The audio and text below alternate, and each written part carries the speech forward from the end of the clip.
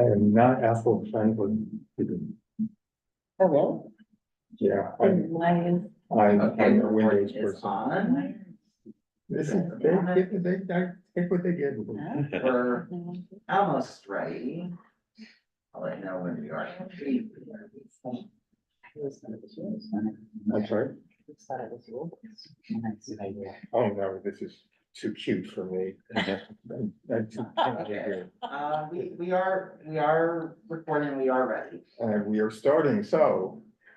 Welcome to the June 20th, 2024 meeting of the Public Safety and Sanitation Committee. My name is Stuart Besser and I'm the chair of the committee. Tonight, we're joined by Assistant District Manager Brendan Berth. This meeting is called to order at 6:34. Thank you, 6:34. As a reminder, New York State law requires all committee members who are not able to attend the meeting in person to have their cameras on and their first and last names displayed from the time the meeting is called to order until the time the meeting is adjourned. Members of the public who are attending virtually, you can raise any questions or comments that you have through the Q&A feature of Zoom. Members of the public who are here in person, you can raise any questions that you have by raising your hand. If there's any time following the committee's discussion, we'll field questions from the public. And from what I can see, there's no members of the public here or on Zoom. Rupel is taking minutes tonight.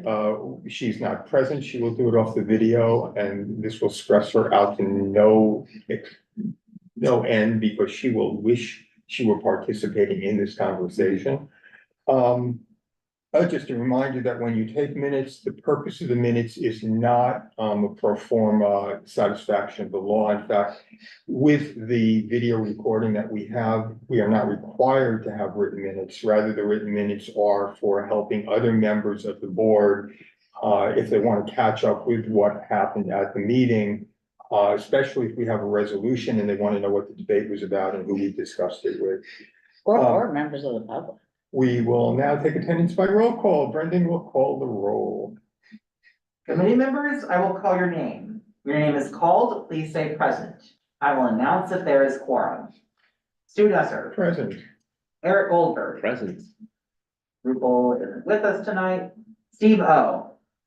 Present. Okay. Steve Perez. Present.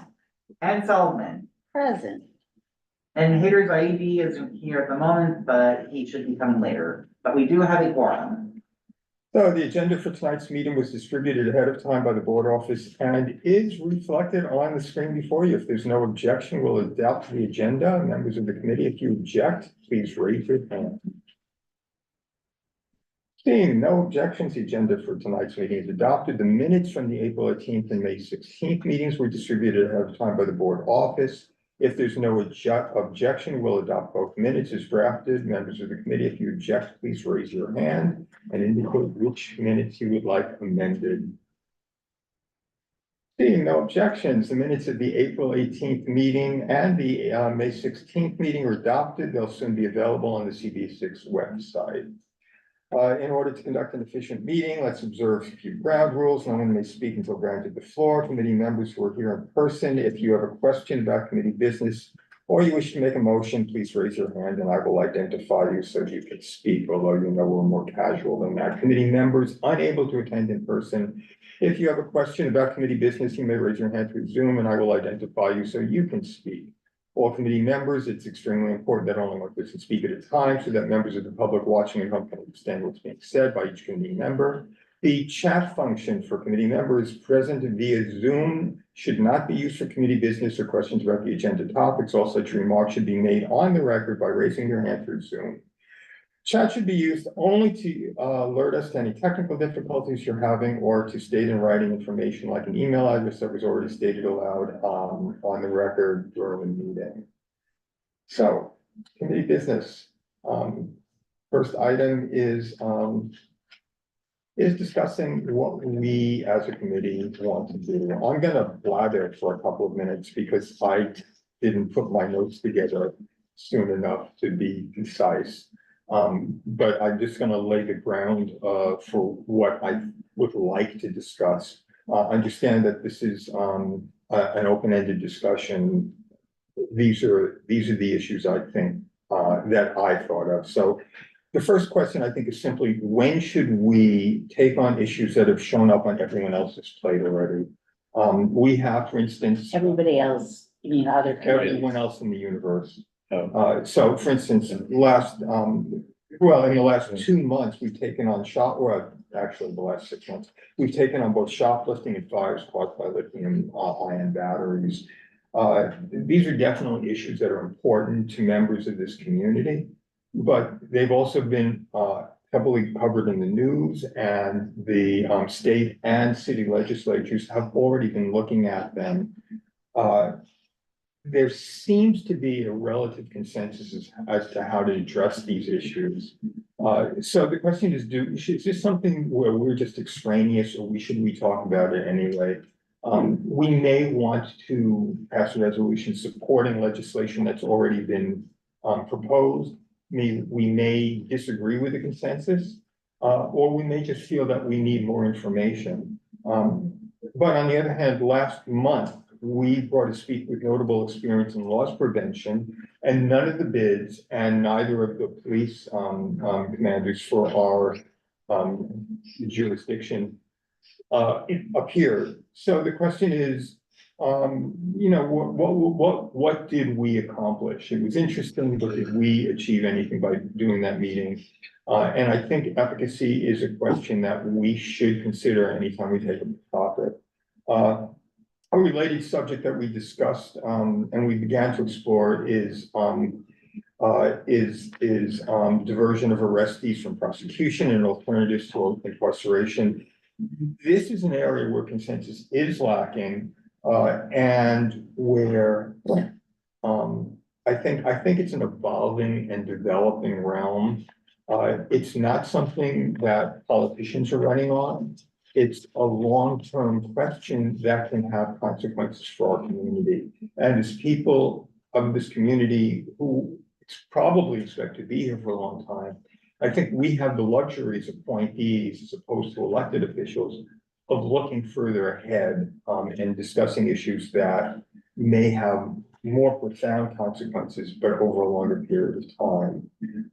These are questions that may not be on the public radar. Now, when we discussed this issue a couple of months ago, this issue being the diversion programs, well, I think we all found it interesting and heartening, and we all found it lacking in data and metrics. Yeah. And that, I realized, is an issue for us, not only to judge specific issues, but to locate the realms in which we might better serve our community.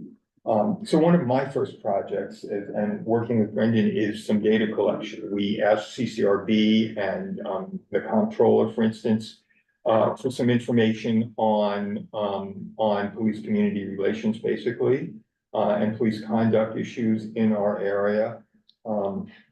We'll want the same from DSNY. We want to know what kind of service requests go into 311, what kind of metrics they use, and so forth.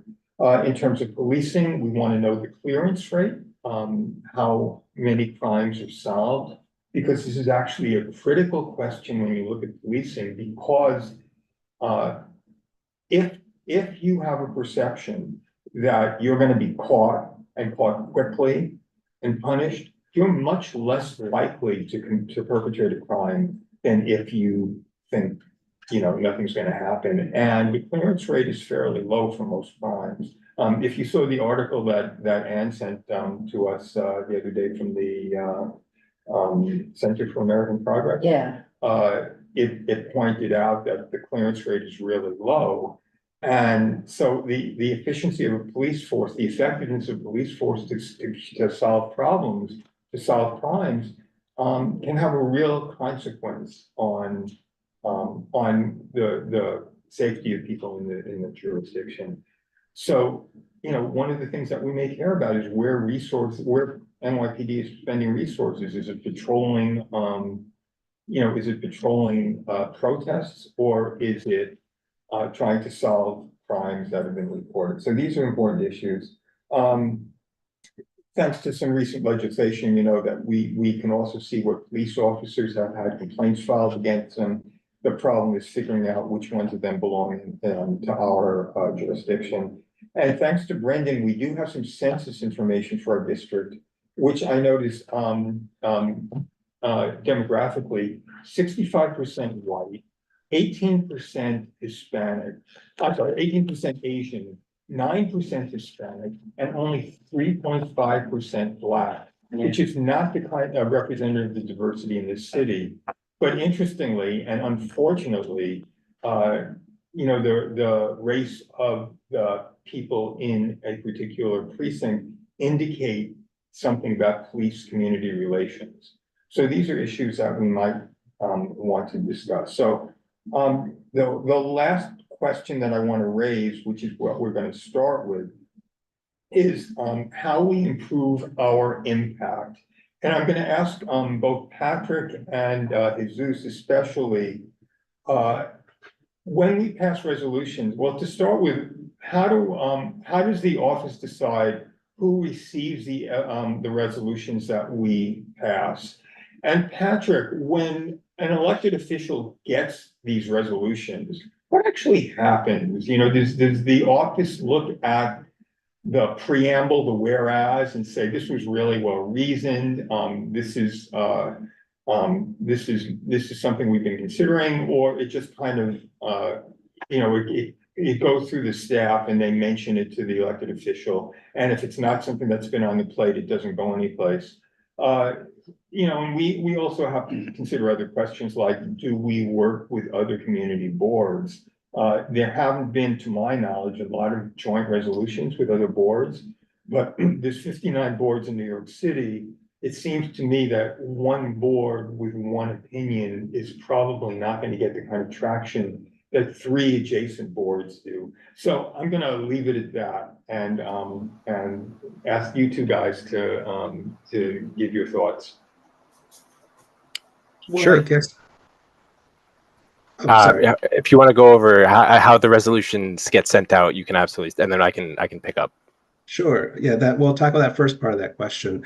The resolutions are sent to the electeds that need to receive it the most. For example, the borough president gets all of them because the borough president and community boards are tightly linked. However, if it's about a particular issue in a particular council district, that council member will get it. If it's about a city-wide or borough-wide issue, all of our council members that correspond with our district will get it. Same thing if it's a state or a federal issue, then we bring in more electeds. If it's a particular agency that is involved, then the leadership of that agency will get it, usually through the liaison that we have. So every single resolution that comes, we make the determination of who is this really being addressed to, and that's how we determine. And does that include if we're supporting a bill sponsored by somebody who's not necessarily in our one of our elected representatives in our district? It goes to that person. And do other community boards, adjacent community boards, see what we've done, or they can just look it up if they want? We don't send it to them unless there is a specific board that is referenced. Maybe there are some issues that are so close to the boundaries, to our district boundaries, that and it may pertain to the other boards, so we would CC them. But generally on just routine resolutions, the other boards are not as a rule included, but in theory, because our resolution tracker is becoming, quite well known among community boards, they can always come and look. But community boards are so busy, I would be very surprised if, with any regularity, boards come and check what we've been doing. But there's also, sort of borough board in the communication that happens between chairs and with district managers. So if you do have, I think if there are issues that are kind of cross boundaries, I don't think they get.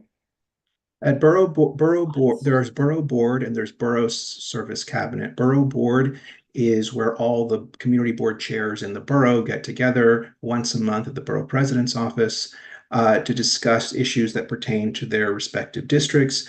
They don't pass around resolutions per se, but they can mention what work the board has been engaged in. And if there's interest, then sometimes resos will be circulated. Borough Service Cabinet is for the district managers, same sort of premise. We all talk about the work that's been going on with attention to the sort of service issues. But we also discuss policy matters that the boards themselves have advanced. But again, very rarely do resos circulate in that context unless there's particular interest from the other district managers. Patrick, what do we have to do to be smashingly successful? Well, just to pick up where he left off in terms of where the resolutions go, they typically get sent to us via email. I get sent pretty much all of the CB6 resolutions that you guys want the council member to see. What I do when we get them, because the council member does use them to, inform his decisions on things and his discussions with his colleagues in the council, is I send it to our chief of staff as well as our legislative director and the council member, and share, specifics. I mean, whether the community board is for or against something obviously is very straightforward, but sometimes within those resolutions of support, there are some modifications to plans. There are some suggestions that the community board would like to see followed. And those are the types of things that we flag for the council member, so it informs his decision on a larger policy standpoint. So, I mean, in terms of how we can be best successful, I would say just open communication. And I'm more than happy to be a regular. I can come back to other meetings so we can discuss anything in detail that you guys are trying to push forth in terms of priorities on this committee. I know recently the illegal smoke shops have probably been one of the biggest in terms of just local matters that we've been trying to address, and Keith has been very keen on that. Thankfully, the state has taken a lot of action, and we've been seeing a lot of positive news in that regard. But yeah, I mean, more generally speaking, though, just open communication with us. We take those resolutions very seriously, and that informs our legislative team's decision-making process. So it's all very collaborative work. Sometimes those resolutions that you guys pass and the modifications that you guys or suggestions, I should say, that you guys put in those resolutions inform the votes that the council member makes, or policy ideas that he wants to raise to his colleagues. So if smoke shops has been an issue that's a citywide concern, how much difference does it make that the community board jumps into the question you're already pretty interested in? You're already hearing from constituents. What does our contribution mean? I think your contribution a lot of the time can be a reaffirmation of how the community is feeling. Sometimes it needs to be put in writing so there's a record of that issue persisting in the area for the city to take it seriously. When multiple community boards are passing resolutions on the same topic, it speaks volumes to the larger city at whole in terms of the city administration, the mayor's office, and other elected officials as well. So it does matter.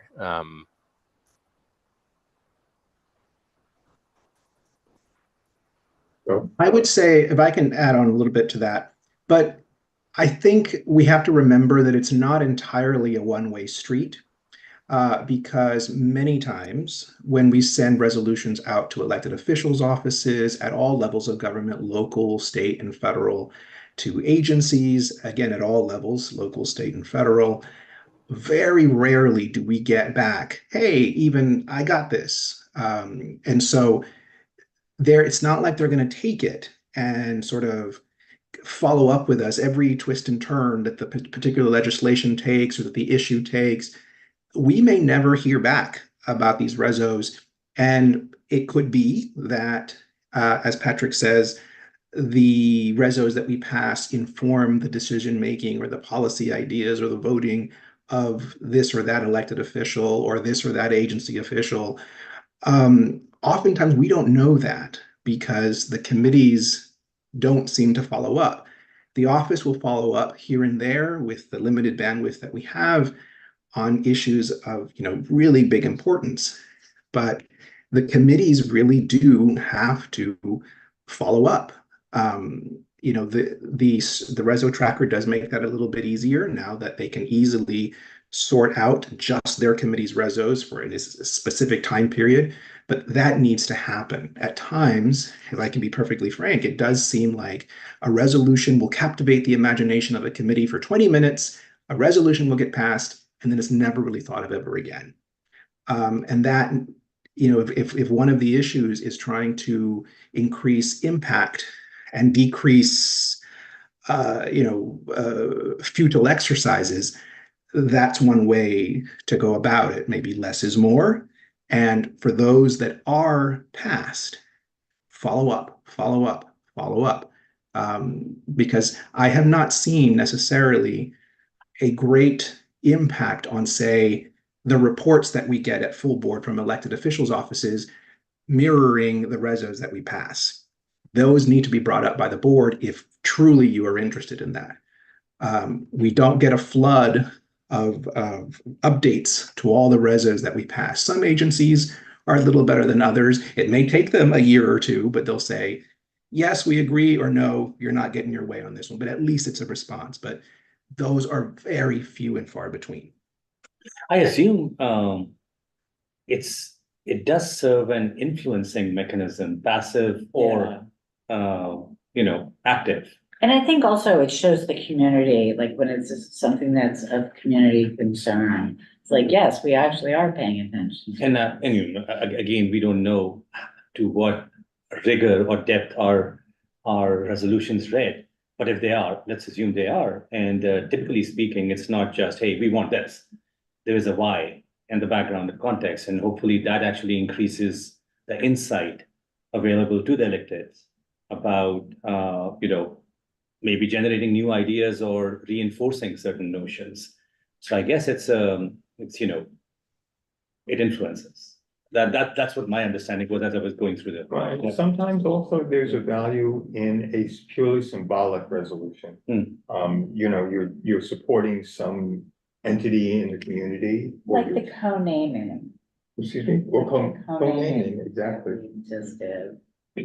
So it sounded like you had three groups of content that you're saying, how do we spend our time, right? There's uncovering new issues that have yet to gain prominence and that we're able to identify given our closeness to the community. I think that's the idea of a community board, is that we're closer to the ground than anyone else. So we could identify things that are happening before they reach that level. So one bucket is uncovering issues, right? And then I think the other two are issues that are already prominent and there's unanimity on, we feel, and issues that are already prominent where there's discussion to be had. And the question is, how do we balance those three items? And it's around, it's just simply passing a quick resolution and not doing a lot of discovery. And probably in the first two categories where it's a new issue, or one where there's a third where there's not unanimity, it's more around discovery. But to your point, if there's issues that there's seeming unanimity among the committee, we don't need to do deep discovery. We don't need to have people coming to meetings and resurfacing issues for us. So, I mean, to me, it's what's the kind of discovery you're going to do, and then what's the action you're going to take on that, are the two levers that you have. And then I think to Jesus's point, what's the follow-up around that? So I would just structure it like that. If you want to balance that out, I don't have an opinion on which of the tools we look at, but that's what I hear. I would add a third thing to that, which is what's going on with other committees. Because we have in some ways such a vague remit that there's stuff, like I think about public safety pretty broadly. To me, it includes a lot of environmental issues. And maybe that's being handled by, transportation or parks. And so I think that's, maybe I would put that as a third. Yeah. Can I ask, when you say unanimity, is it amongst the committee members or unanimity with an ongoing issue which is being passed in the legislature I already? think with the committee. So with the committee. how do we want to spend our time? Like if we sit around the table and everyone's like, yeah, we all agree to this, then let's not bring in a speaker to spend Right. 60 minutes of the next Got it. meeting. Right. Although talking I'll just say, I'm not an expert, obviously, Yeah. but is there an aspect of generating goodwill with the electeds by actually doing that activity that, hey, we support you and we It has support been this and we Yeah. have. No, I'm saying I think it could be, it's just we have finite time. So, Fair enough, so, fair enough. So I it's about mean, the priorities. So I, But that's about it maybe could be yes or something no. I don't disagree. Got I'm it, just got it. thinking Yeah. if we're prioritizing our time, that's just an idea. No, no, It And doesn't- fair maybe enough. it's No, no, I'm something with that you. doesn't I'm 100%. require Yeah. a lot of, Yeah. a lot of Yeah. stuff. Yeah, and sorry, just with that in mind, and I hate to bring this up, but I know this is some internal conversation we're having, just with the person from DSNY. Do we want to have them present and then come back to this? Or not? We will let her present in a second, but Steve Okay. O has a question or a comment. And before you speak, let me just say, I also have an expansive perspective on what public safety means. So I know you're concerned about flooding. I've been raising the issue of trip hazards, sidewalk trip hazards, Uh-huh. which DOT has not been addressing well. What we do with executive is just decide whose jurisdiction that's gonna be. So in this case, transportation didn't want it, it came back to us. So, Lucky us. hi, Steve, Sidewalk regs. Steve O. Please do. So in the subject of efficacy, where best to spend focus and attention, Jesus kind of highlighted one of the major things, which was, we do what we do as a community board. Maybe we'll pass a resolution, but the residue tracker that we have with Airtable is fantastic. I can't even tell you how worlds of a difference that is with other community groups. But when you start to try to connect the dots where it lands on the elected side of the house, and electeds have a tremendous amount of topics that they have to cover and programs, and et cetera, the first stop is like, oh, does it align with, say, for example, something they're trying to pass? So first trip could be going to the Legistar Council website, where they list all the legislation they're trying to pass, where it is in the progress of things. And I'm certainly not an expert on it, but just to compare the difference, our Airtable is fairly easy to use once you fiddle around with it for a few minutes. The equivalent of it on Legistar's Council NYC.gov is a little bit more cumbersome. So this was the thought process in this subject of efficacy. If we pass a resolution as a community board, does it align with anything that, say, Councilmember Powers is working on, right? So that would be somewhere where we could partner and be effective if we see a common vision on something. But it's such a manual process from our world to the council members' world that the manual only covers just the very simple description of what it requires to even connect the dots. It would be nice that we have impactful resolutions that we could push forward. We see something on the council member's desk that we think hits our notes specifically well, but to connect those dots to follow up, there's a gigantic gap between our two worlds. That's in the subject of just efficacy at, just that rat hole alone. It's a chasm of communication gaps there. I think that's a place that I know in the budget and government side of the house, it'd be nice that there were some improvements on the council side of the house where it could connect to the community, where it's less manual. But, that alone right there I think is a challenge. Efficacy, I think, would be perfect world would be our resolutions align with the council members' legislation, and we find opportunities to go partner, or to discuss. Yeah, before we go to sanitation, do Patrick or Jesus have any final remarks? I just will say that I am absolutely available to come back to future public safety and sanitation committee meetings. We want to have an open line of communication, especially when there are resolutions of note that you guys want to discuss. And even if it, obviously if it's something that aligns with something the council member is already trying to get through, trying to get past, we absolutely are interested in discussing and joining forces on trying to, be as impactful together as we can.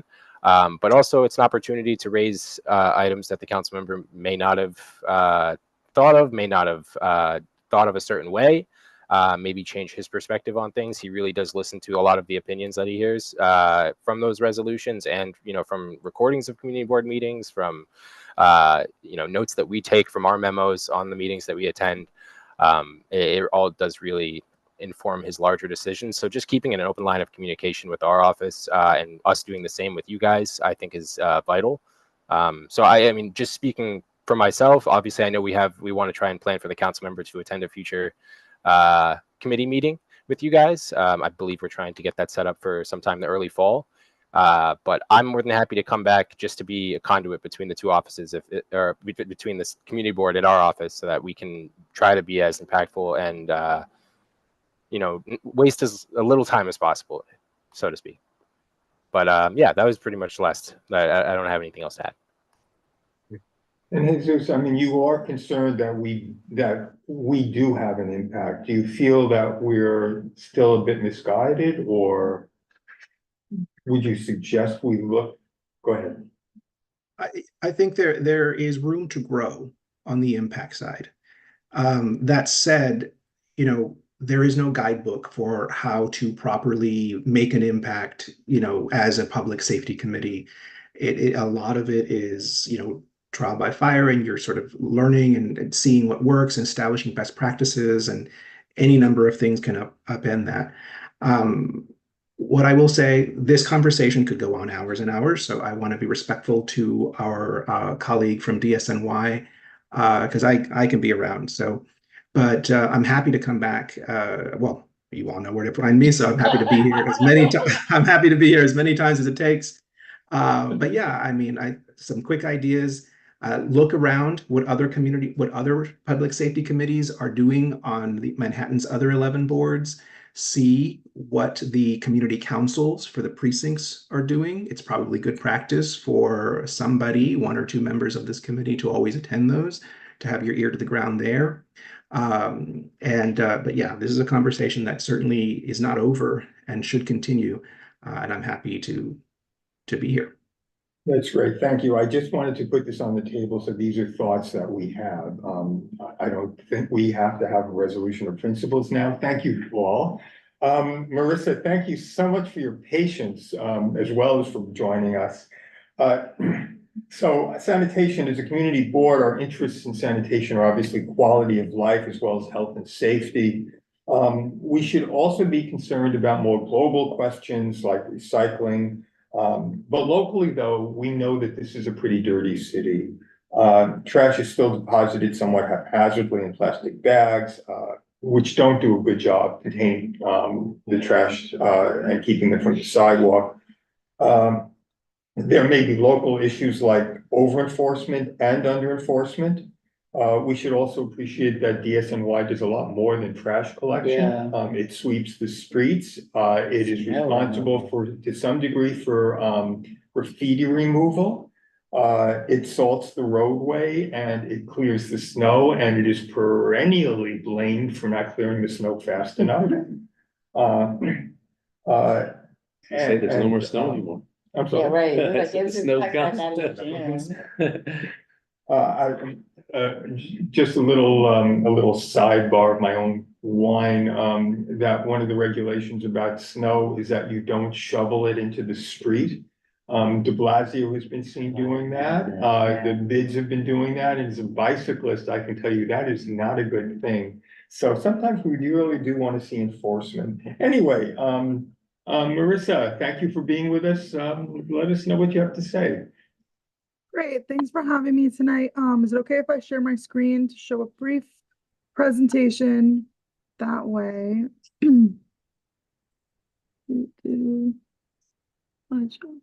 everyone see? Yes. Presentation? Okay, great. I promise it won't take too long, but I just want to go over all the services that we do provide.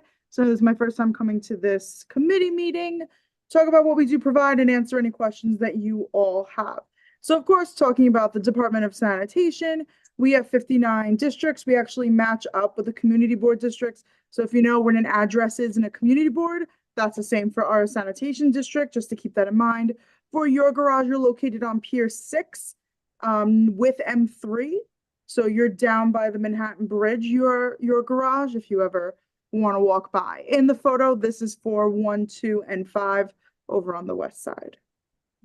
So first, talking about collection services, obviously one of the most important things that we do and the biggest part of our job. So first up is trash. We collect 24 million pounds of material every single day. Currently, the set out rules are you could put your trash out at 6 p.m. if it is in a bin, and you could put it out at 8 p.m. if it's in bags, like you see in the photo there. That's obviously kind of old. The garbage is all in bags. Bulk material used to need an appointment for collection.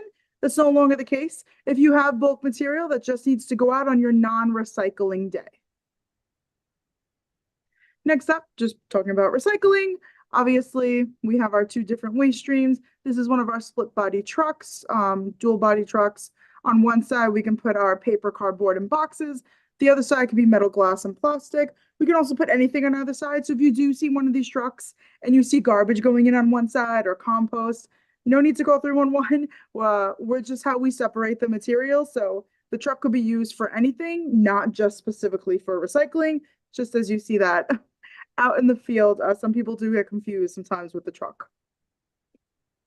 Talking about compost collection and your drop-off site. So this is actually a screenshot that I got of your food waste drop-off sites in your district. I think I'm missing like a block or two because every time I tried to make it smaller, it just wasn't doing what I wanted it to do. So normally on this map, the orange is going to be the smart compost bins that we have put out there that you need the app to use. The green, and you could see it in Union Square, that is the kind of vendor-based food scrap drop-off sites through our partners.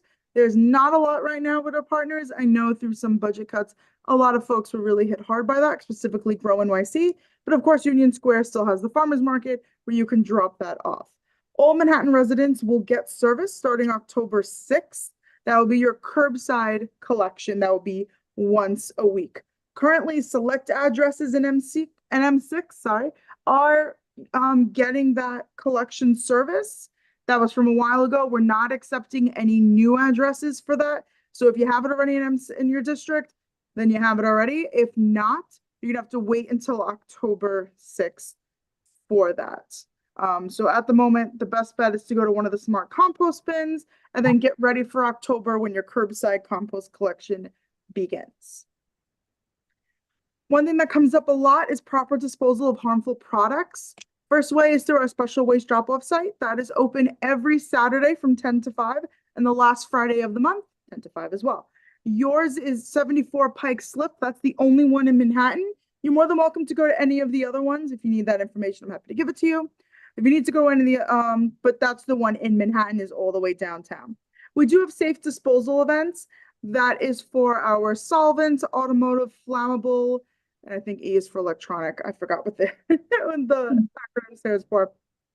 Those are larger events that we do. Normally do one in Uptown Manhattan, again, which is not super close to you all, but is an event. We are having them in the fall. We normally have them one in each borough, spring and fall, but due to some budget cuts, we weren't able to do the spring. So we will be doing the fall from what I understand. Once those dates become available in the locations, definitely we'll let you know. Another option for electronics, because electronics cannot go curbside. I think everyone here knows that already.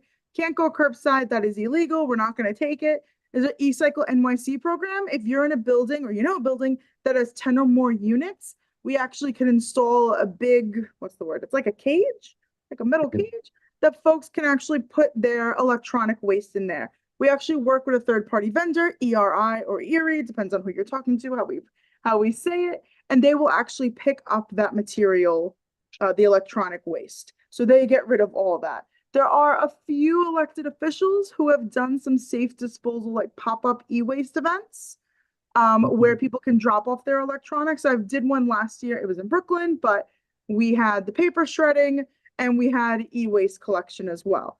We're not funded to do too many of those, but definitely keep an eye out if any of your local elected officials are doing them. If you need me to figure out who that is, I'll have to talk to my coworker tomorrow when she's in the office. Everyone's gone, but we're able to look that up for you.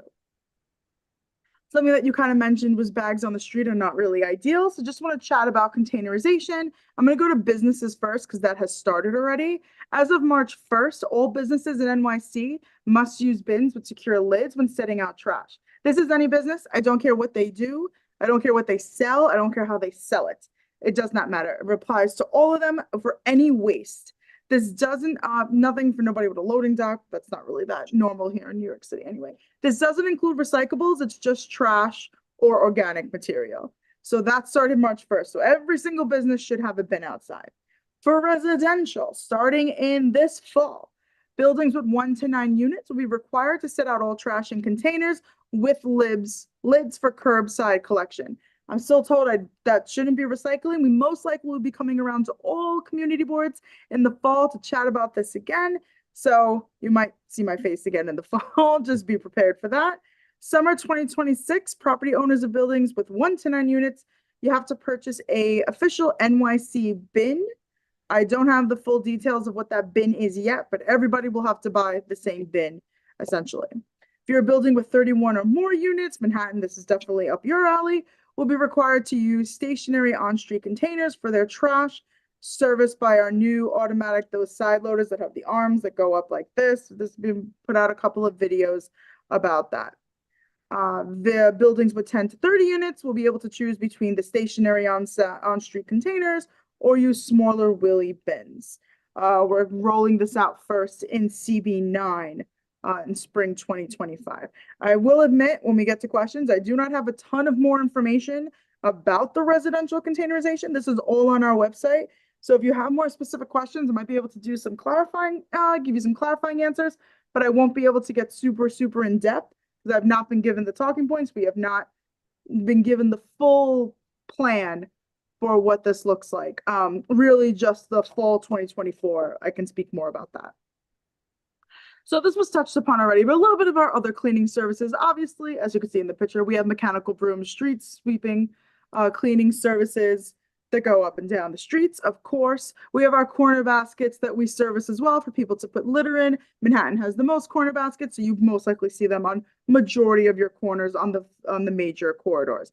Graffiti removal as well, as long as someone fills out our graffiti-free waiver, we'll be able to remove graffiti. We can only go up to 2 flights. So if you see any graffiti that's 30 flights up, unfortunately, we won't be able to get that for you. But we do remove graffiti. Derelict vehicles, if you see a vehicle, there's a difference between abandoned vehicle and derelict vehicles. If you see a vehicle that has license plates, I cannot remove it. That is strictly under NYPD. If it has no license plates, then we can inspect it and see if it meets our criteria.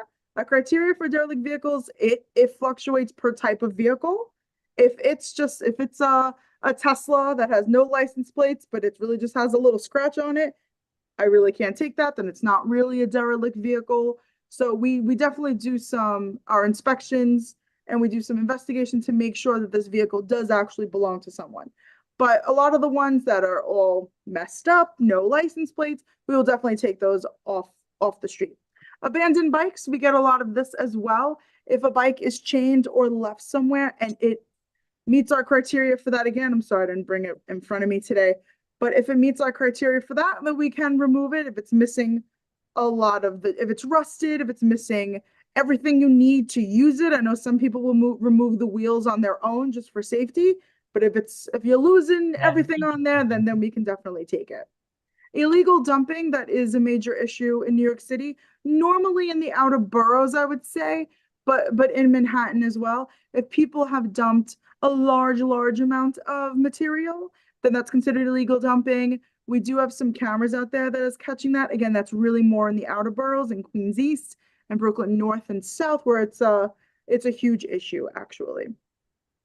Highways, that now falls under DSNY. We clean the highways. So it's not just DOT anymore. We go out with street sweepers like this, manual little patrol, and we go out and clean all the major highways that you see. Snow response, as we were saying, again, this is a pretty old picture. We don't get snow like this anymore. Unfortunately, I definitely miss it. But this is just some of our trucks with plows on them. We do put out a snow plan that is on our website. I don't think that really matters to anyone right now because we're in June. But if you want to look up the snow plan, you definitely can. We put out a new one every single beginning of snow season. So about like September, October, we put out the snow plan where you could see where your snow melting section is. I put a picture there of the snow melter with the salt spreader, where that area is and how many vehicles are in your borough, as well as in your district. So that's something you can look up whenever you want. Again, everything is from our website. Just to go over a couple of other programs that you may not know about, Adopt a Basket program. That's where a business or an individual can adopt a corner basket. We give you a bunch of trash bags, but liners, where you could line the bin with that, and you can empty it and switch it up, and then put the bag next to the basket, and then we will take that when we also empty the bin. So it's just a way to help with overflowing baskets. I know that's definitely an issue in Manhattan. Some compost givebacks. We currently don't have any dates noted. We're only doing them in Brooklyn, Queens at the moment because that's where we've been collecting curbside compost. But if you want, you can go with a big truck and go to Staten Island to our facility to get some as well. Volunteer cleanups, that's actually what this picture is from. If you or anyone you know or any community groups like doing volunteer cleanups and they want to make sure that the garbage is picked up afterwards, you can send them over to me. I will make sure that that happens. If they also need materials like rakes, brooms, shovels, bags, or gloves, we can give that to them as well. The tools are on a loan. They have to give those back, but the bags and the gloves that they have leftovers, that's all theirs, belongs to them. They can hold on to that. Donate NYC is really just a website that we have that helps people find ways to properly donate any material that they have. So it's definitely it's really useful if you have something kind of weird and you don't know how to get rid of it, or you want to donate it more than you want to just throw it out. Refashion NYC is also for buildings with 10 or more units. We give you a big bin. People can put all their clothes in there, and then we come pick it up and we bring them to I forgot what it was called. It's like a facility, and we basically donate all the materials, and also helps for scraps as well. If you have someone that has just like rags or like small pieces of cloth, could go in the Refashion NYC as well. And that is it. I'm happy to answer any and all questions. I can leave the slides up for a couple of minutes in case anyone wants to note one of them and you want me to go back to it. Yes. It would be lovely if all the sanitation trucks were painted like that. Yeah, that's beautiful. We have like 5 right now in the districts that are painted, not just like this. This one we use for touch a truck specifically when we go to schools. So I just did 2 of them last week. I bring this to a school and I tell them all about DSMY, how the truck works. Then the kids get to sit inside and take a picture. So it's actually super cool. So I have a dozen questions, but I'll go last. Okay, and I'm sorry, because you specifically said you didn't really have more information, but I just wanted to, if there's any clarification you can give on the stationary container, like the containers that large buildings, I think you said 31 apartments or more. So like on the block, on the next door to me is where I don't know, 47-story building puts out their trash every night. And so for 3 hours, the sidewalk is basically covered with their bags. And are you saying that because there are going to be stationary containers, that those containers are going to be there 24/7? Yeah, I'm pretty Oh my sure. God, so we're gonna have literally, it will be a 6, like you wouldn't be able, I'm sorry, my head is exploding, because like you couldn't put a newsstand there because it would make the curb too narrow. I think it's in the street. But they're gonna- Yeah, are these, just explain, are these on the sidewalk or are these in the street? On street. Take up Okay, a, so this is a street where there is no parking. what I have There's- on the slide is the only information that I have. I'm pretty sure we're gonna be So- taking parking away. Just stands to reason. No, I'm just saying, it's like, it's like East Midtown, it's like, I mean, there's parking, 7 p.m. to 7 a.m. But like, the reason there is no parking is because, DOT has determined this should be a street that moves along. So the idea that there's gonna be containers there, like, when I've heard about the containerization, my understanding was that it was gonna be like what they have in the suburbs, where you kind of roll out to your driveway, and like, this is crazy, like, we're gonna lose so much space to these things. How big are the containers? What's the size? I have no idea. But whatever. What's I on the mean, slide is it's all that I as know. they need. Yeah. And if it's the Don't know same anything amount of extra. space as the trash bags take up for, whatever. Yeah, Like, it's the whole 3 frontage and the hours. things that they've shown, right? I mean, like, it's a lot of space. It's Yeah. crazy. Permanently gone space. I'm sorry, my head is just. exploding. Well, we'll follow up on this. Please, What other? sorry. So on the, we have a budget request related to this, so I thought it would be appropriate to get to the bottom of that for our committee. Did we discuss it at the last meeting? Not that Don't I- remember, It says, no. it said, I mean, I don't know if we can pull it up, but Sorry, the budget request is related to the trash cans, and it says, we CB6 request restoration of trash but I think that was. Is that for corner trash can. baskets? corner baskets. I think that was corner basket, Oh, okay. which is different. Corner, but not for building. Yeah, private yeah, buildings, yeah. you know, Gotcha, corner gotcha. basket, public, and it's been on there for like years. So I wanna get, is this an issue? Can we get an answer?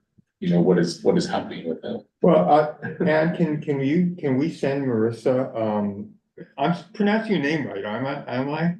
Marissa? Marissa, yeah, Marissa. Okay, can we send her, the location? And- Or can you just send us more, because I mean, this is just whatever. Well, no, It's you've got a street where we're talking about no parking, no standing, no stopping, is that basically it?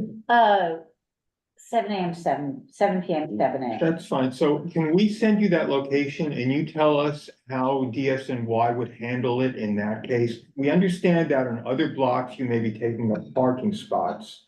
But here we've got a street where there's only through traffic, there's no parking spaces. But- So we'd be interested in knowing how DSNY plans on handling that. Yeah, but I mean, I think like, that's just my personal example. And in fact, I mean, it's my own building, it has 63 units. Right, so that's, But I mean, I think I'd like to know it, that's that specifically, but I think.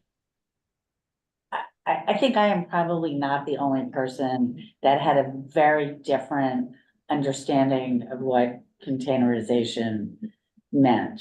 What you're describing for containerization would be for 1 to 9 units and 10 to 30 units. Correct. It would just be a big wheelie bin, bringing it out, bringing Right, it back but what I'm saying is, in East Midtown, in CB6 generally, there are so many buildings that are 31 units or more. Correct. And if that space, yeah, it's like, it's. and we also crazy. have streets that have bike lanes. So we need to understand how this is going to be This is not the executed. US, but yeah. These this are is- all really, really good flags. Again, to be honest, I have no idea how this But is can going to you- play Can- out. can It's a you little get too back early to for me to us? know. And I don't know if I ask if I'm going to receive a proper answer, aside from what is on our website, which is what you have in front of you. Well, why don't we send you a sample of locations and we'll see what you can learn. Is that okay? Sure. Marissa, maybe a more general question. Do you have an idea? Because I imagine at some point, as the date for this implementation gets closer, DSNY is going to have a sense of, okay, for every single street where this is going to, one of these bins is going to be, it's going to be right here. Do you Yes. know when that knowledge or that map or something will be available? Nope, Okay. I do not. Our most pressing matter is residential buildings with 1 to 9 units for fall 2024 having to use any sort of container that they can with secure lids. Well, under 55 gallons, but otherwise any type of bin. Steve, That's oh, the most pressing. you have your hand up and I should tell you that we're not always going to see you, so you can just speak. Okay, thank you, Marissa. I think you guys are amazing. So, I mean, we see it, the DSNY does a lot of collaboration with other agencies. I saw that the volunteer cleanup was one of them. The Parks Department and the Partnership for Parks does things like called It's My Park Day, where they just go and clean up the parks. And funny enough, the community gets involved and clean up the parks and the area that surrounds the parks, Earth Day, so on and so forth. But one of the biggest challenges they have is quite simple: is that sometimes we don't have bags or tools to even help clean up these areas. Do you guys collaborate with different agencies like that? Okay, so No, if it's inside a New York City park, I can't have anything to do with it. We can't Okay. provide you tools or collection service if Mhm. you're going to be inside a park because the Parks Department has that Okay, program. If you're doing the outside of the park, like an Earth Day, cleaning the streets yeah, type of. yeah, people do this. I have pretty much 15 cleanups happening a weekend. I would say I have a lot of cleanups happening. It's not Okay. just around Earth Day. So But in the yeah, example of like the next Earth Day and the community wants to host an Earth Day event that's like, go out into the neighborhood, and that's something we could partner with you guys. yeah, just call me. Yeah, that's not a problem. That's Yes. cool. Marissa, just a quick question. At a high level, how does DSNY sort of measure the state of sanitation in an area? Is that whether it's improving, it's deteriorating? Is that publicly available? Like, what is the data? What is the metrics or success criteria or measurements that probably guide DSNY to invest their budget in? The mayor's office used to put out, I haven't seen the one for this year. It's like a cleanliness report for each community board district about how clean each district is. That is available online, at least for past years. I'm trying to think what we have on open data. On open data, you could see the number of baskets that we have. I think you can see street cleaning. Like that, the map for street cleaning is on DOT's website. But as far as for us, I'm gonna have to get back to you on that. I don't have that off the top of my head. Okay, so what you described on apart from the mayor is about the activity levels, and that's actually very helpful. But the question was more around how do you assess whether the state of sanitation is moving in the right direction, or is it deteriorating? Like, are there indices or something? There must be some measurements. Right, I don't have that off the top of my head. Okay, thanks. Open data does have quite a bit of metrics for DSNY activity, like the amount of monthly tonnage they move and baskets, and like I got curious about it when we were trying to do some Earth Day stuff, but they do have a ton of stuff on there. But that is the critical question, I think. How do we assess? I mean, I walk down the street and I see a lot of trash. I see dirty streets, I see people putting trash out. And this is a real quality of life issue. And, let's not trivialize quality of life. That's quality of life. It may not be murders, but it's what we live with every day. So this is a really important metric. And I would like to know what kind of metrics DSNY goes by. I agree with that. You had a question?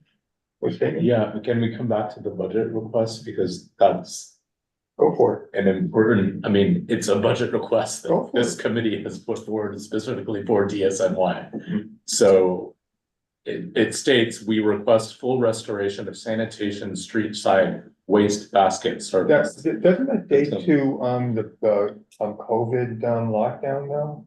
That's when it originated, but it has been submitted every year. And so I think we need to figure out if this is something we need.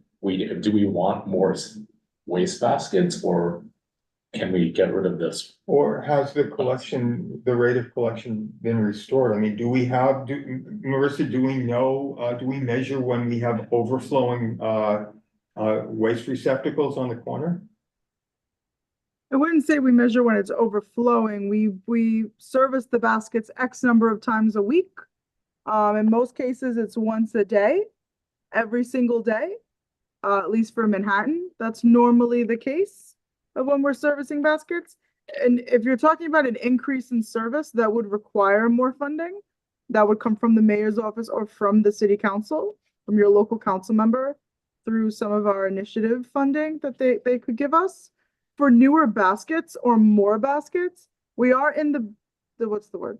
We're in the process of swapping out the mesh baskets for those new better bins, the ones that are gray on the top with the two compartments. That we're just waiting on more baskets. We just need a larger inventory. There might be some already in your district. I apologize, I don't know exactly how many you have in your district. But if you want more, you just have to tell me exactly where.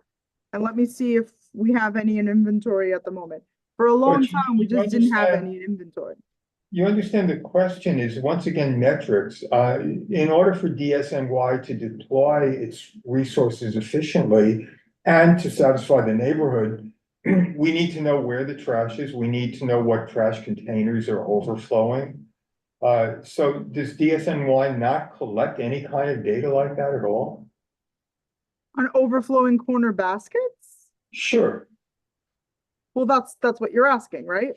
that is what I'm asking. Okay, for overflowing corner baskets, that through 311, people who ever make 311 service requests, it's on there.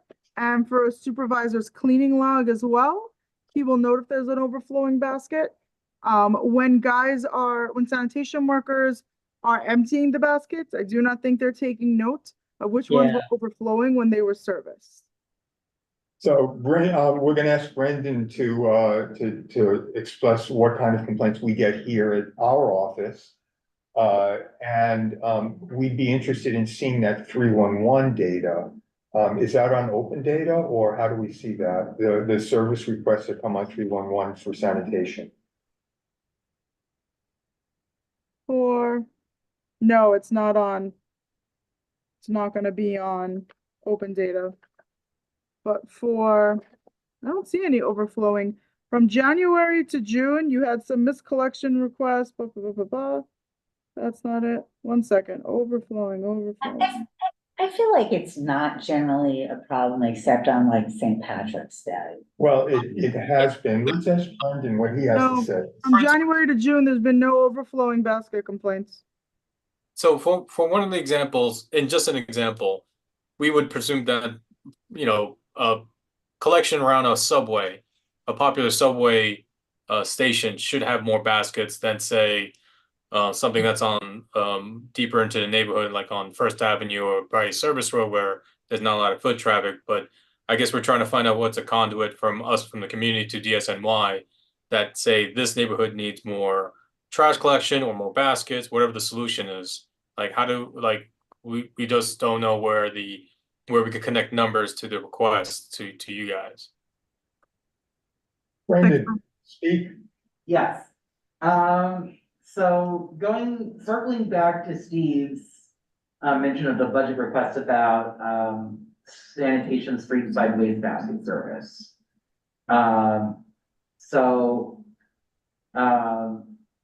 Yeah, that did originate during COVID.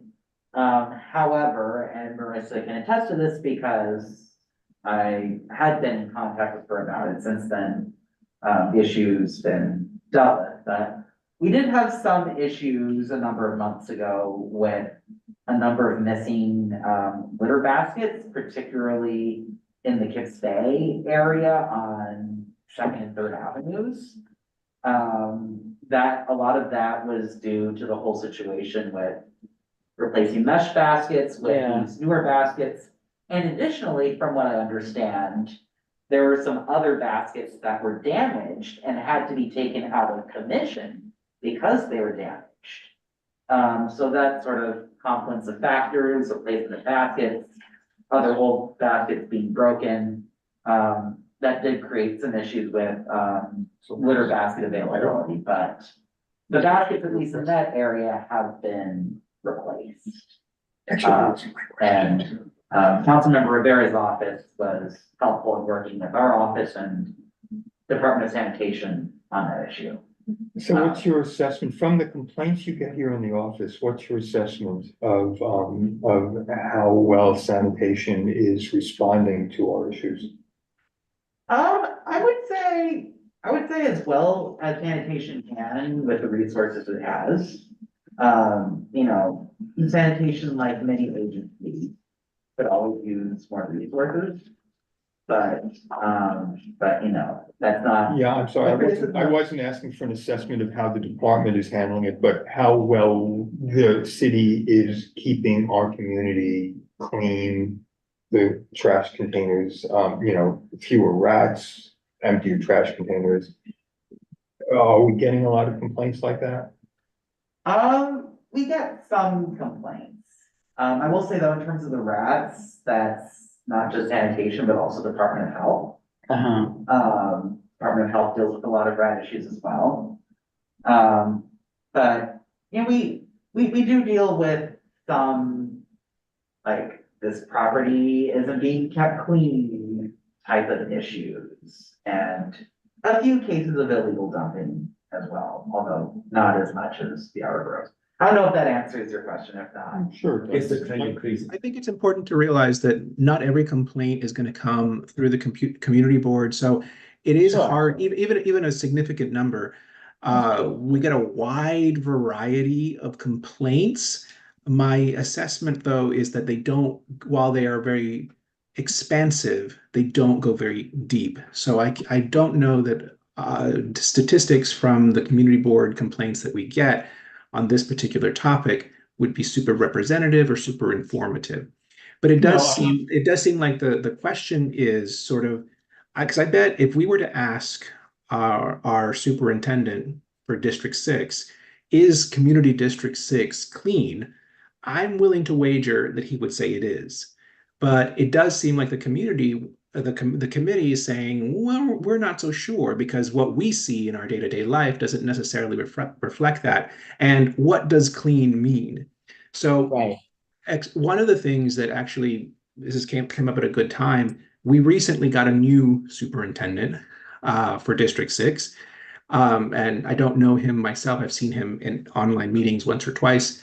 So and clearly, some of these questions that you guys are having are questions that we in the office have had forever. So what I am going to do is over the summer, since there's a little bit of downtime, I want to go set up a meeting with our superintendent, visit him, and bring some of these questions to him, and then bring back answers for you guys, because these are certainly good questions. And I imagine questions that even the public have, because they see what they see, and it's very similar, perhaps what you see. But I know DSNY keeps statistics. They publish statistics on their website for all community districts. I'll be perfectly honest, I've tried reading them and I can't make heads or tails of them. So we're going to try and bridge that gap, because all what we're trying to do here at the board, and we do it with the various tables and stuff that we give you, is try and bring the information that the city generates and give it to you in a useful manner. So yeah, that's what we intend to do. So Marissa, you know, the 311 data, you're right, the community board office only gets a very small subset of complaints compared to what 311 probably gets. And the actual sentiments of the community are probably much larger than what 311 hears. But if we can see the 311 data for Manhattan District 6, that would give us some sense of what's going on. And also if you can point us to these cleanliness reports that you say that the mayor's office is publishing, that would be important to us as well. What other data do you believe exists? What other data do I think exists? What other data exists? I mean, you know, we know that you know how much trash you pick up and how many trucks you dispatch and so on. But the measures that we're interested in are what we actually get on the street. The amount of trash, the number of rats. We don't have know, the number of rats. That's the Department of Health and Mental Hygiene. I understand. But these are those, I'm just saying those are issues that that count to us. You know, we want to see data on that tells us if what we're seeing is reflective of reality. And more than that, we want to know if there's improvement, if you're targeting improvement for the areas that need it most. Sure, I'll look up what we can share. Okay. Can you talk to us briefly about electrification of the fleet? Electrification of the fleet. No, I don't have updates on that right now. On how many trucks are fully electric. I believe some passenger vehicles are, or they're hybrids. I don't have the Mhm. full number, but passenger vehicle like supervisor cars, like the regular four doors, most But of those there's hybrids. plans for the collection vehicles to also be electric at some point, right? But I don't know how many of them are right now. Okay, and there are no Subject to- sanitation garages or facilities in our district, is that right? Correct. So, Sorry, well, and there was a plan for one, but but there's not. Yeah. Commercial trash is handled differently than residential trash. Now, you have regulations on when commercial enterprises can put their trash out, but it's collected by private enterprises. Can you just explain briefly, everyone has to sort their trash to some degree before it's collected, but it's different for commercial enterprises. And when commercial trash is picked up, it's sorted in a pretty sophisticated way. It goes, there's mechanical sorting first, there's magnets, the system blows air through the trash to separate the lighter from the heavier. There's optical readers for the plastics. None of this happens for residential trash, should it? Yes, it does for recycling. It does. When it goes to Sims Recycling, one of their plants that are in Sunset, all your recyclables are separated that way.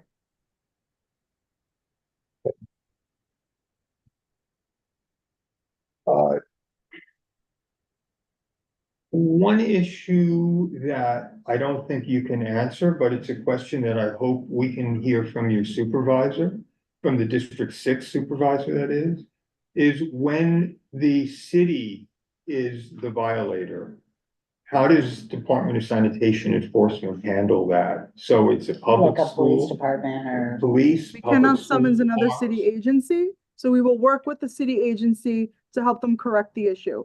For instance, with NYPD, a lot of times their precincts, because of when their shift tours are, they don't always have the opportunity to clean outside the front, or they might have cars in the way when we're doing street sweeping. This happens a few times in M3, and I know for sure.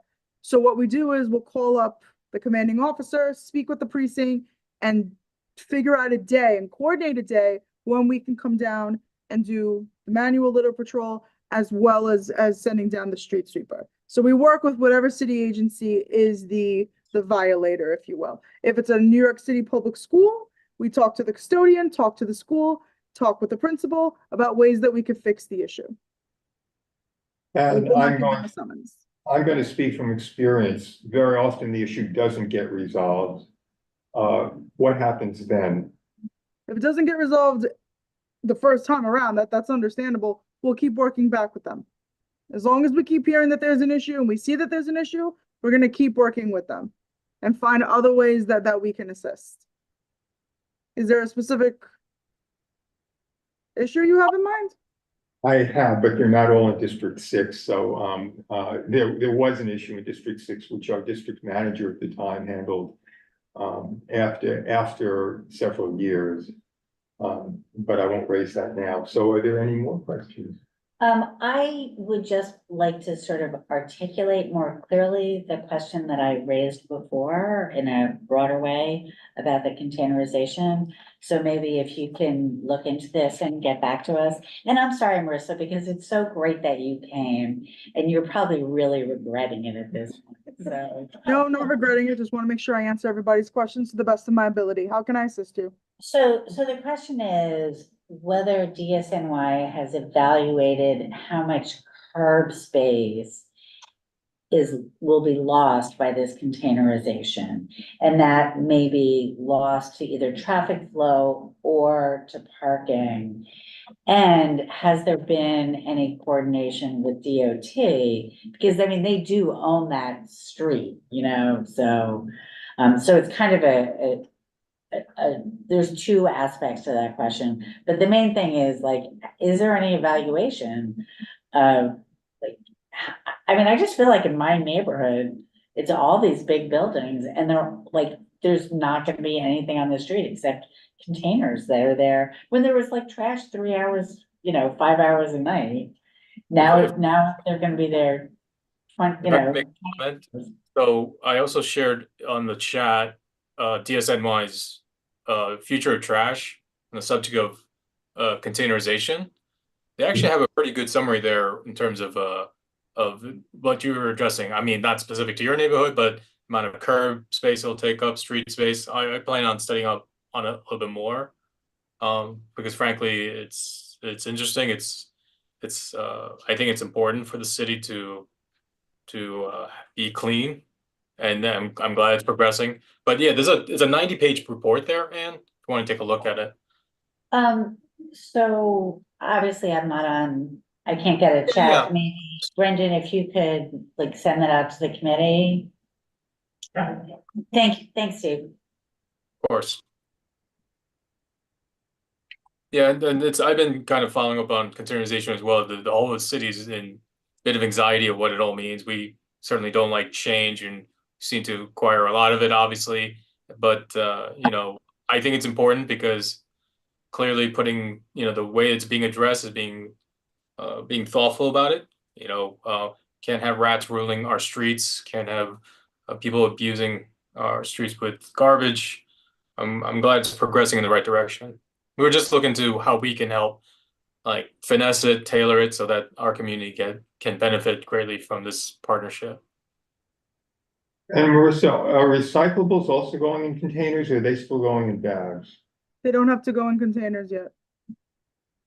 By Yeah. 2026, I don't know if that's gonna change, but at the moment, no, they don't have to go in containers. They can stay in bags.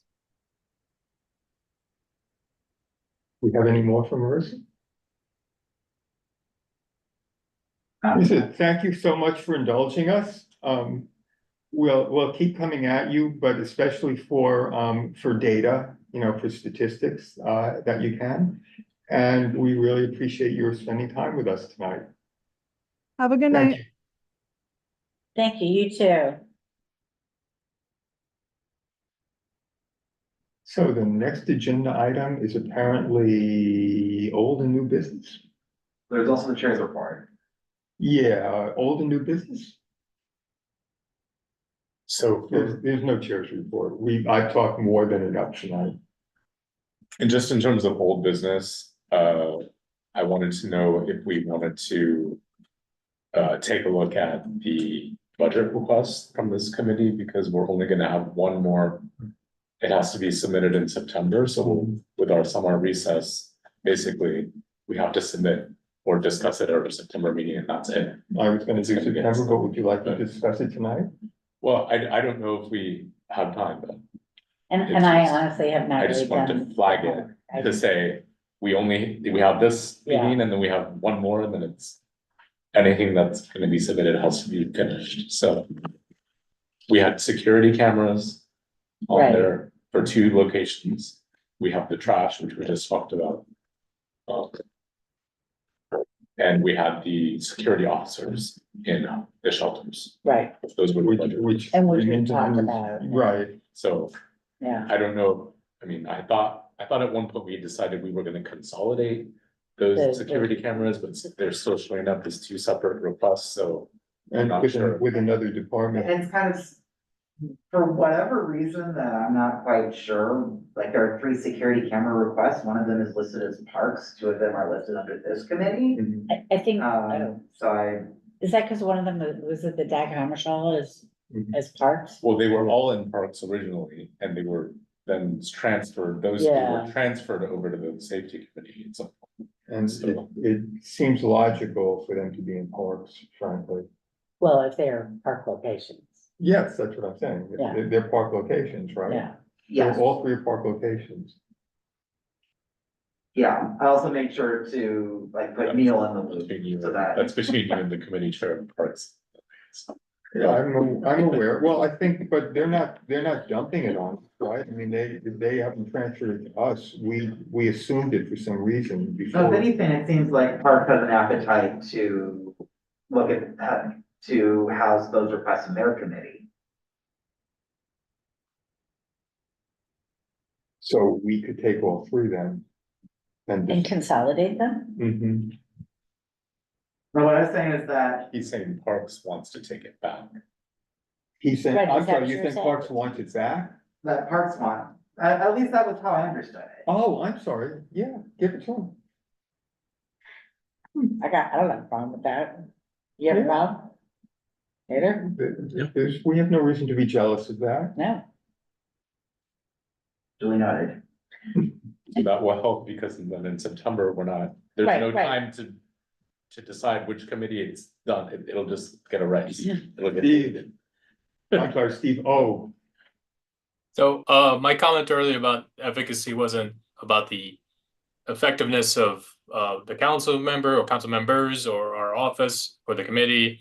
I just think there should be something that bridges the gap between our two worlds. Like, for example, if say someone from our neighborhood who is not a member of the committee, who is not of the agencies, wanted to do their own homework on their own time to figure out what's the community board looking at, what's the council, the elected are looking at. It's a bit of a gap, even at that level of research, you know. I think we should have all levels of communication. I don't know what this ask is really, but the very manual nature of following up, I think there's room for refinement. I don't know what that means in terms of exploratory. I don't know if that's to be answered with us tracking resolutions to legislation matching. You know, that's the part that I think when I started doing that to see where our public safety can align to what the council members are pushing. You know, my head starts spinning because frankly, it's a lot, and frankly, I got frustrated from the council members' websites, the Legistar system, and Yeah. see where they all tee up. It's just, you know, it's kind of tough. It's hard to push a stronger resolution, another one on top of it to support, say, for example, something that the electeds want to, you know, push as law. My personal, like, very amateur way of following up is exhausting, and I can't imagine what it'd be like for someone who's outside of our committee, our community board, and stuff.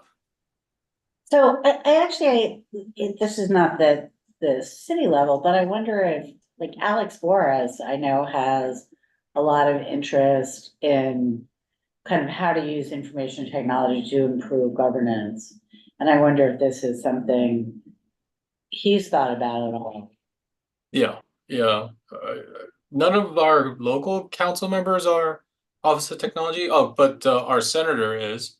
Well, and he's an assembly member, so Right. that's like again, it's a different level, so. Yeah, it's literally our system to the council, to the assembly, to the state. They're like all very, yeah. So it's to follow through where we can be impactful. It's yeah, the connecting the dots a little bit tough. You know, like for instance, if we pass a reso and we attach it to what the electeds, you know, legislation number it's attached to, that'd be so much work to follow up on right now.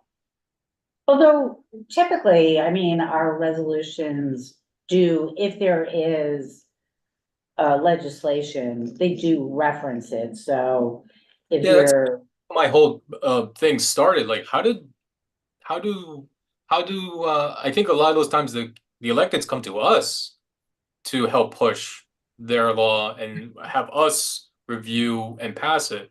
But what if we wanted to do it the other direction from the community to where we see like some resolution that's been sitting there or is being promoted that we want to support it? Like, it's how do we do that? It seems that it's up to the individual to kind of do that homework, and it shouldn't be because that's such a burden on the one or two people, right? That was kind of where my thought process was. It wasn't a criticism on individuals. It was just how can we make this a little bit more fluid? I don't have an answer. It's just public safety, for example, how do we match a reso to a law that's gonna pass? That's so much work right now. And a question that still interests me is how we write the resolution. So, sometimes a resolution is written as if on a whim. You'll see some whereas clauses which incorporate some degree of facts, but they don't look like they were the product of long-term in-depth consideration. And I wonder to what extent, if our preamble, the whereas clauses are structured in a way, are built in a way that look like based on comprehensive consideration, does that matter to some officials, to some public officials? And I don't know the question Spot to on. that. That's spot on. That's exactly some of the thoughts I've had as well. I mean, I And think I can say that it looks that way. Yes, I agree with you, Stu. It does seem, my remark from before where I said that, some issues seem to captivate the committee for like 20 minutes and then they move on. That's indicative of that. Part of it is I understand that some resos are very time sensitive and you really only have the luxury, you don't have the luxury of spending 2, 3, 4, 5, 6, 7 meetings so that everyone on the committee is well versed on the topic, and that if they had to, they could speak intelligently on the topic to the public.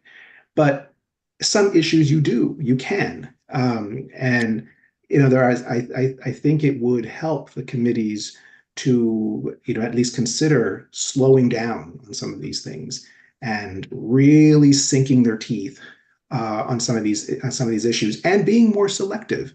I'm always of the opinion less is more, because when you've got 100 different things, plates spinning, you can't devote the proper attention to any one.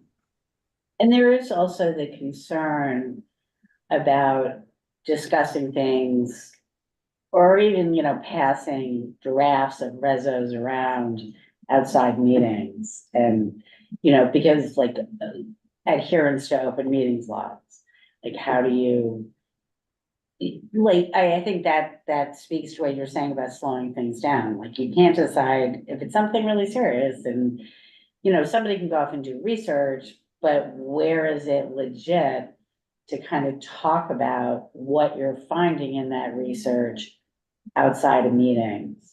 And I think part of the answer is that we cannot have a two-way discussion outside of an open meeting, but if you have research, if you have an article, if you have want to distribute some information that you can send that out to the full committee. Like you had sent the things today. Exactly. We just can't have a conversation Right. of the whole group. Like we can't be editing a reso on, I think, I don't know, maybe can we? Like, can we make a Google Doc and, of a reso and edit it? Edit it? I don't believe we could. No, that is possible. I mean, obviously Look, it's like the physically possible, but is it legit? The open meetings law does not get that specific. What it wants to make sure is that the deliberative process, any decisions, any votes, things like that are happening in a place where the public can see them, that if appropriate or there's a necessity for a public hearing, that has happened, things like that. Right now, that's not really an issue for us. If anything, I see more examples of, like what Stu said, resolutions that get put together super quickly, and you wonder how much thought really went into them. Again, that also said, I also can say I'm not in the legislator's office, so I don't know whether you could write the Magna Carta, the Declaration of Independence of resolutions, and whether that will bend every elected to your will. It may not, if they still don't want to do what it is you want them to do.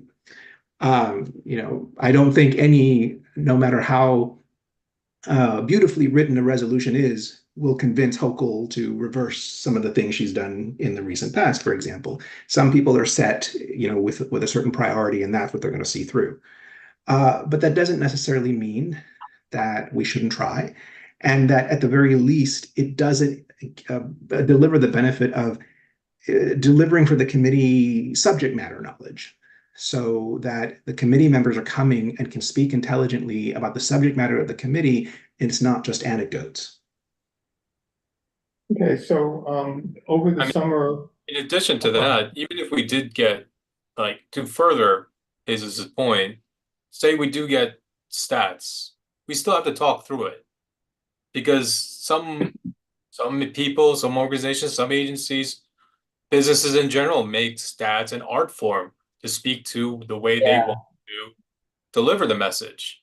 And we have to decipher definitions. How do they define it, right? And it has to align with, does it align with our mission statement? So that's the thing that is kind of, we have to be careful about, like with how we align with what our resolutions are to electeds, to agencies.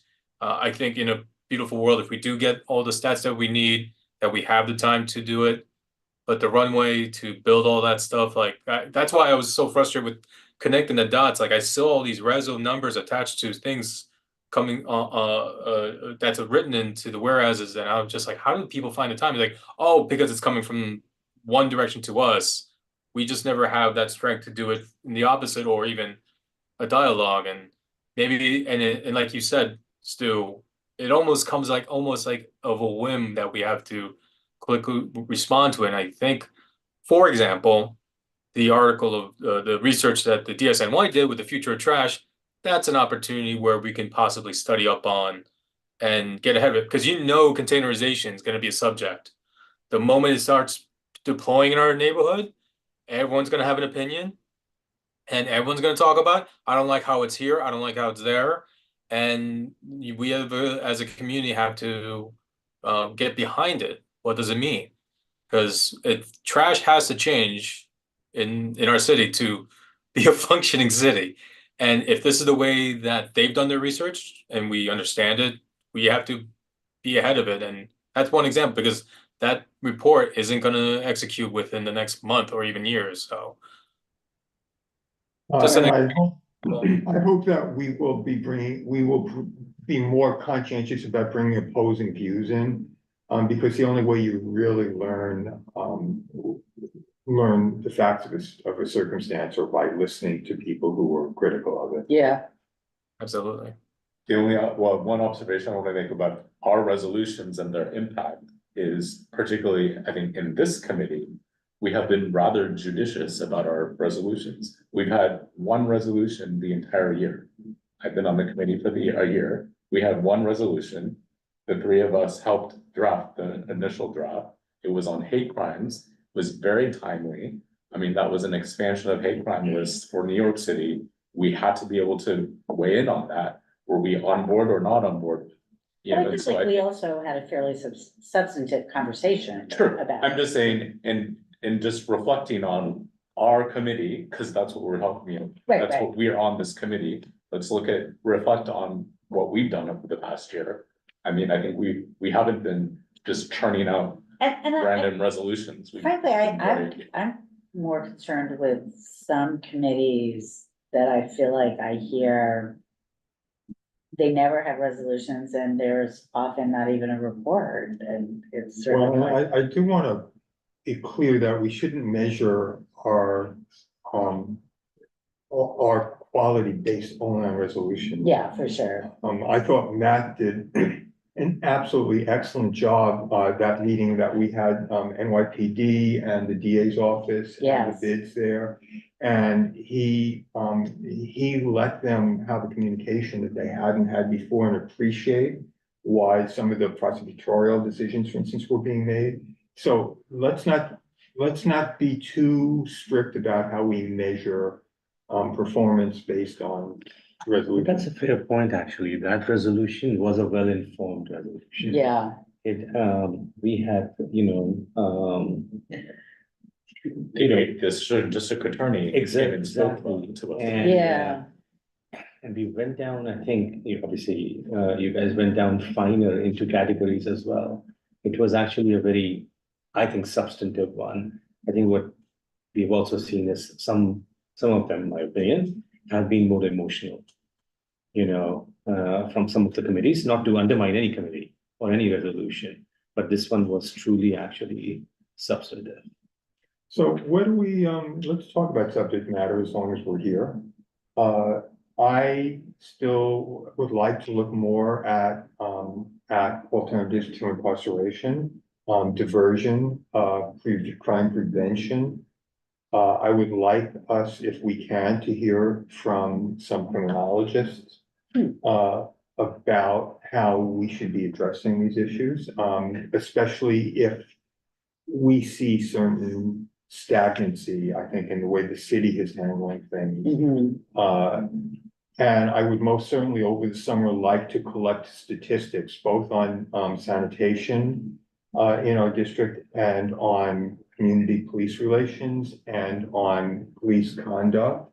I'm interested in, also you were interested in flooding. So if there's data we can collect on that.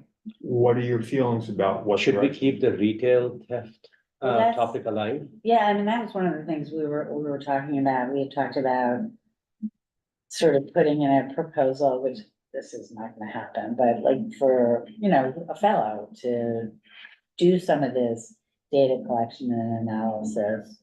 I did try to pursue that. I talked to, oh my goodness, I forgot her name. She's an assistant professor right now at the school. I'm forgetting now. Oh, it's the end of the night, so I'm John starting to. Jay? John Jay, thank you. So it became, I've noticed as I was having an online conversation was the ask is very important because I realized when I first asked a fellow council member that my ask was too broad. Like, oh, can I get data of the turnaround and the effectiveness of the programs and how, they don't return back to court. And I just realized, like, to me, that seemed specific, but that was not nearly anywhere near specific enough for someone like a fellow to do a report. And I feel like that's because I don't know what I'm talking about. I think I need to know more from someone more knowledgeable how we could form this question so we can more directed report. That's how I kind of like that's kind of where I last left it off. I know Alvin Bragg's office, Eric Straza mentioned SATs, varying successes. I don't know where those came from, but I'm glad to hear them. But how do we collect it? That's something that a fellow I would like to have them collect. But poignantly, that report, that fellow, the ask was the most difficult thing. I thought it was poignant, but I realized how foolish my ask was because I just don't know enough to make it more specific. And I think there's a gap in knowledge, not only me, but maybe someone in the committee knows how to ask it better, or maybe we need to have more speakers to speak to that subject. Yeah. I know ultimately we want to see the effectiveness of it, but the ask was the challenge when I started pursuing that. You're right. I mean, what we're asking is, it's at least a thesis, right? It's not. Right. You say that it's not something somebody's gonna, do as a side paper in a semester. So specifically regards to ATIs, I'm a big proponent of using ATIs and that as I'm sorry, ATI. Sorry, alternatives to incarceration programming. I mean, that is, I used to work for one.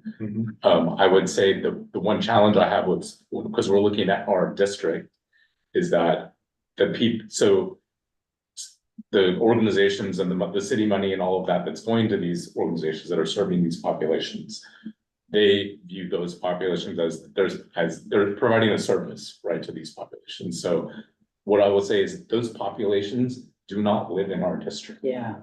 That is, so we can do all of this research, but we're gonna find, I used to run the data, so. The population for which the ATI programs Yes, are the designed. people who are in those programs don't, But they come in certain zip codes in the city, you can guess which ones. right, but So- is it determined, because like I'm thinking about what we heard from the Midtown Community Community Justice Center. Yeah, and you know, my impression from that was that it kind of didn't matter where people lived, it mattered where an incident had happened.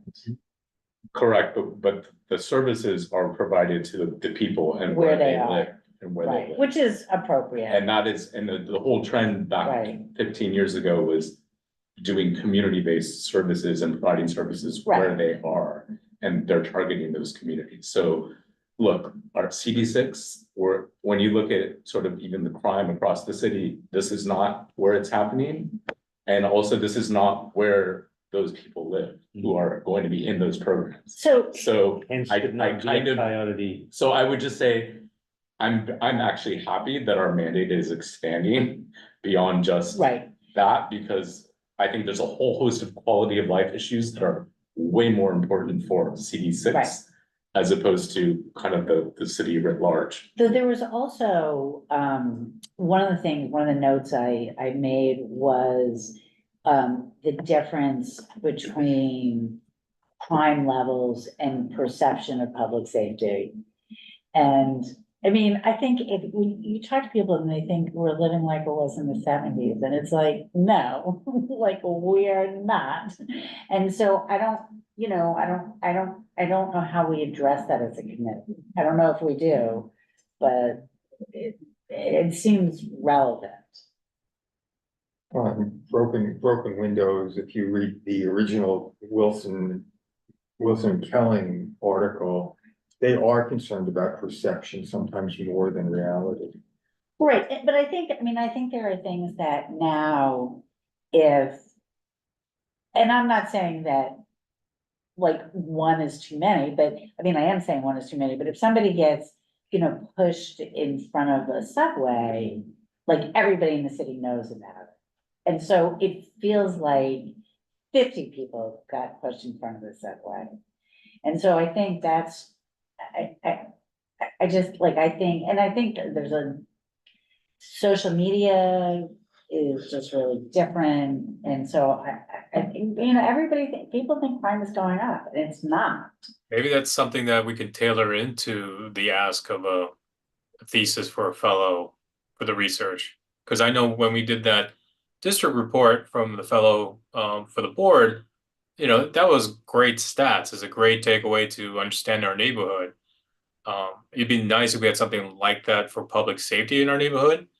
But I realize that's, you know, in my little journey of following that ask, it's like I need to know a little bit more so I know how to properly ask what we're looking for. Yeah. Okay, so where do we want this committee to head at the end of this year or next year?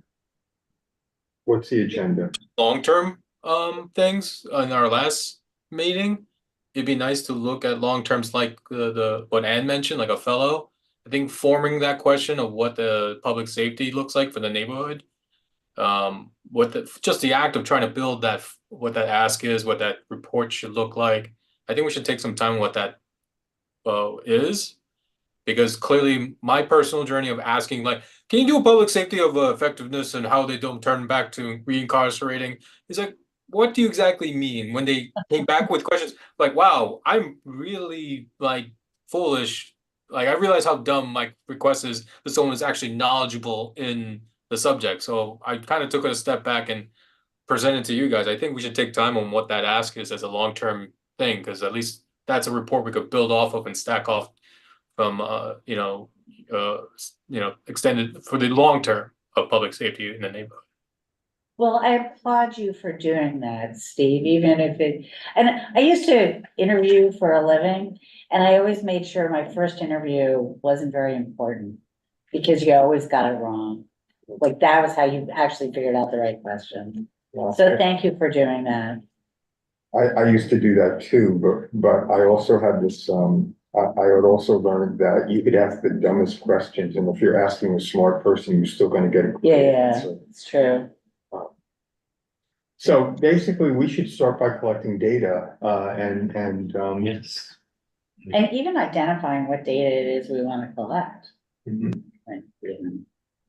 But I may also advise go even more basic than that. Again, and this is, I have to agree with what Steve Perez said earlier. You have to, there are topics that are very interesting, but you have to ask yourself, so what in the context of Manhattan Community District 6? And there are topics that are very interesting, that are enjoyable to discuss, intellectually stimulating, but so what? And are you, it's when you're asking yourself, what did we accomplish here other than, speaking about interesting things, that is a valid concern. You don't want to just be convening meetings to have a good time, maybe, yes, and have good conversations, but where is that going? I would recommend a few people on the committee look at all the other 11 boards. You can start with the Manhattan ones and see what sorts of things their public safety committees do. Look at their agendas. Just to, Jesus, to interrupt you there, because I looked at this.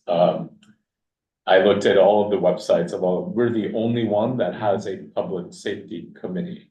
Dedicated, actually, Yeah. like some, I think it's CB two or three has one that involves parks as well. Yeah, the other committees across the Manhattan do not focus on, because again, I don't know, aside from some zip codes in Manhattan, a lot of the ones in this neighborhood aren't simply the ones that have those populations that are heavily involved Right. in the criminal justice system. So I'm not sure I would understand why would we expend all the resources understanding ATIs only to discover, well, none of them live in our neighborhood. Right, it's not relevant. It's not really that relevant for us. Poor Rupel's gonna be very sad. And that's a good observation to make. Yes, other committees, other boards sort of tuck them into some other subject matter. Though, so did we just recently. You are now the Public Safety and Sanitation Committee. So obviously, those lessons are sinking in. But it might also be good to look at their agendas to see if there's something that maybe we're missing that they may be doing.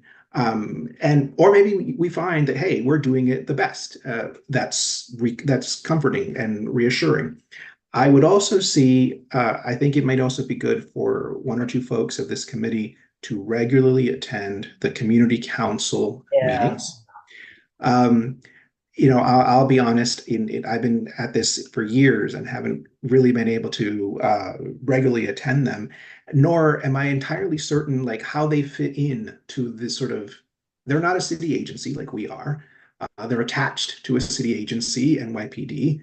But I wouldn't be able to tell you, how do they fit in this sort of municipal patchwork quilt of community boards and the precinct itself and then the community council? It might be good for people on this committee to attend those meetings, sort of see what they can, just to listen at first, and then bring that back and see, is there something that they're doing that we could partner up with? Is there something that they're doing that they need help with and that we could perhaps take a little further? Or maybe nothing at all, and then we just look somewhere else. I'd recommend going there in person. Going virtually is a little bit tough. Their audio is not, audio video is not great. Right. But again, that takes a little bit of legwork, but I would recommend things like that because yes, we have to ask ourselves, why is it that in Manhattan no board sees fit to have just a standalone public safety committee? CB10 does. CB10 does, and I mean, you can go and check what they've been discussing: street lighting, recent shootings, retail theft.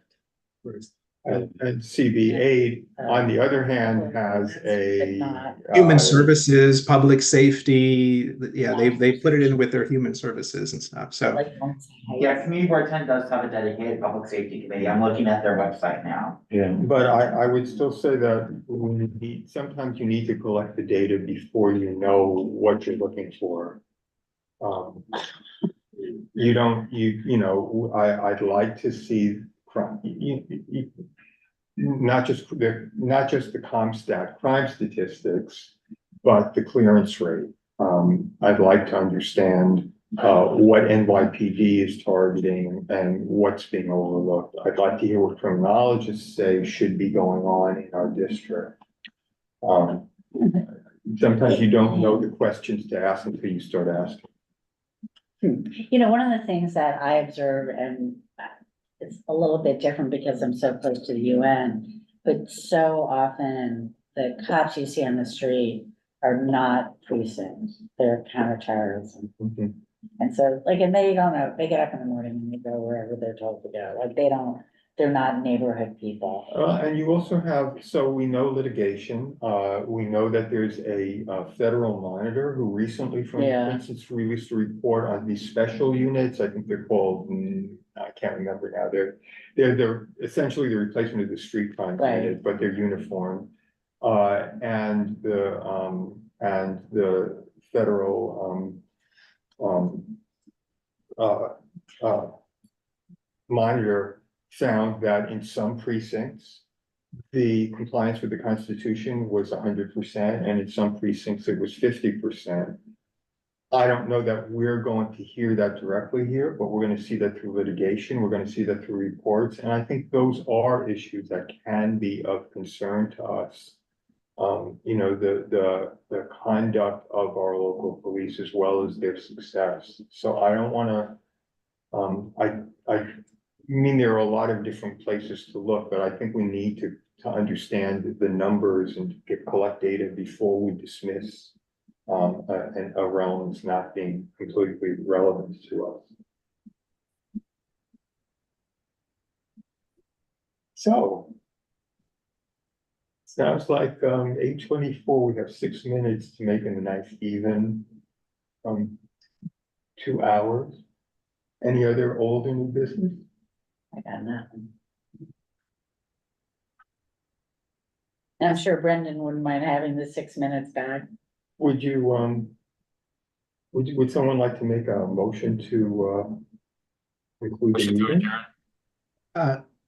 Stu, Sorry. maybe you should remind your committee of its new night, so that So that will starting, that's fine, starting in September, we're what, the first Thursday. Of the month, which also means that the second month, that we would meet, which would be October, we don't meet because that ends up being a holiday. It's one of the Jewish holidays, Oh, whether it's Rosh Hashanah or Yom Kippur, but one of the Jewish holidays. First Thursday of the month. First Thursday of the month. Keep it on your calendar. I think I have a theater subscription and I think it's Anything else? first Thursdays. Let's give Brendan that 6 minutes back. This meeting is adjourned at 8:25 PM.